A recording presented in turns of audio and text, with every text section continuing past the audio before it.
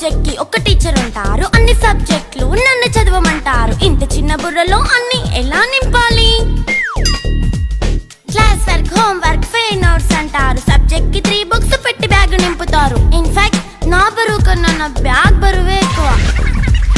క్వశ్చన్లు, ఆన్సర్లు, సర్ప్రైజ్ టెస్టులు అన్ని దాటుకొని మళ్ళీ స్కూల్ వాన్ ఎక్కేసి అమ్మయ్య ఇక ఇంటికి వచ్చేసామనుకుంటే మార్క్స్ తక్కువ వస్తే చెయ్యాలి అసైన్మెంట్. రిపోర్ట్ కార్డ్ చూపిస్తే ఇంట్లో ఉన్న పనిష్మెంట్. హోమ్ వర్క్ చేయమంటూ మమ్మీ చంపుతుంటుంది. ట్యూషన్ టైం అయిందని డాడీ తరుముతుంటాడు. డాన్స్ క్లాస్ కి వెళ్ళమని తాతయ్య తిడతాడు. స్నాక్స్ తిని వెళ్ళమని నాన్నమ్మ ఆపుతుంది. ఇక అన్నీ అయిపోయాక కాసేపు టీవీ చూద్దామంటే మమ్మీ ఎంట్రీ ఇచ్చింది. బెడ్ యొక్క మంది చిన్న నాప్ తీసేలోపు తెల్లారిపోయింది.